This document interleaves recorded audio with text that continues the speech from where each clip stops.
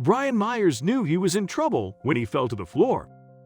He had no feeling on his left side and couldn't stand up in the crawl space between his bed and the wall.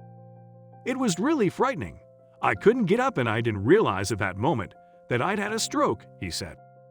My cell phone was on the dresser about 15 feet away, but there was no way I could get to it.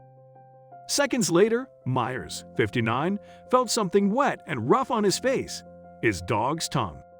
Before we start, can we get this video to 1,000 likes?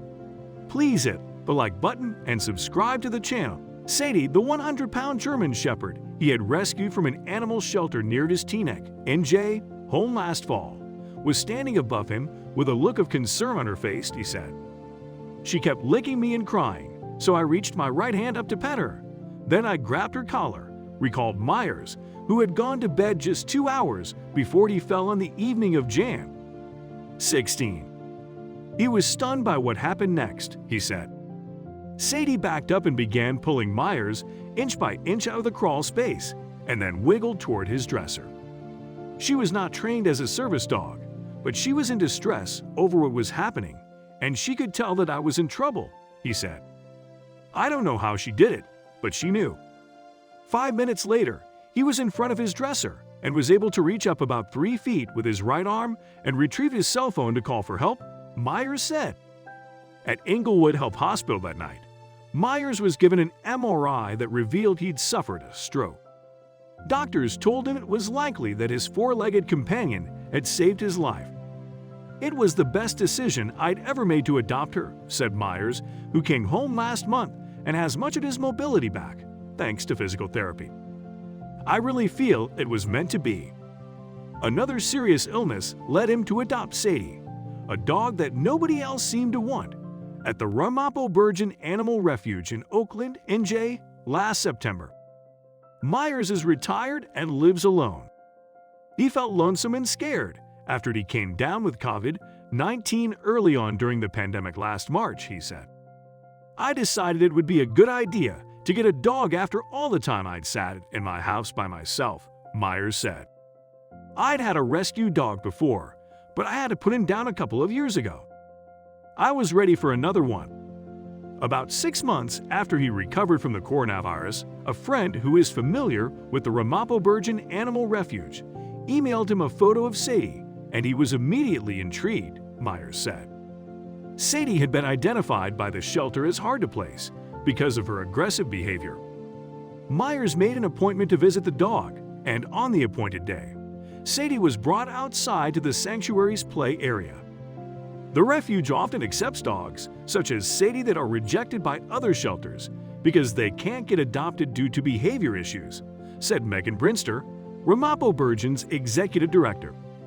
Staff workers and volunteers train the animals in the hope that bad behaviors can be eliminated and make them more adoptable, she said. Sadie exhibited aggression toward men, Brinster said, and visitors to the animal refuge were often intimidated by her large size and loud bark. The 6-year-old German Shepherd wasn't a good fit for most homes, and she'd been sent away by 3 animal shelters because of her behavior before she ended up at the no-kill sanctuary last June, she added. She's very protective and anxious in a kennel situation, Brinster said. When she doesn't want someone in her space, she'll make herself look big and start barking. But after Brian put it in his application, we thought, let's give them a chance. Within minutes of meeting, Sadie and Myers were playing fetch with a ball and he was able to take her out for a walk, Brinster said. It was an inspiring thing to watch. They were this amazing match, she said. It was clear they were ready to go. When I first saw Sadie, I thought, wow, that's one big dog, Myers recalled. I believe that her size is one of the reasons they had a problem placing her.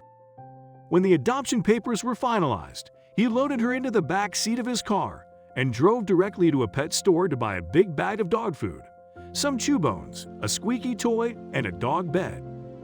I kept looking in the rearview mirror and saying, wow, what a big girl, he said. Shortly after Myers led Sadie inside the house, she stood on her hind legs, put her paws on his shoulders, and licked his face, he said. I knew that I wanted to make the rest of her years happy ones, he said. On their first night together, Myers discovered that Sadie's idea of happiness involved ditching the new dog bed and taking over his own. She'd start out on the pillow next to mine, then end up sleeping at the foot of the bed, he said. It became her routine. I thought, after all she's been through, who am I to deny her the pleasure of sleeping in a bed?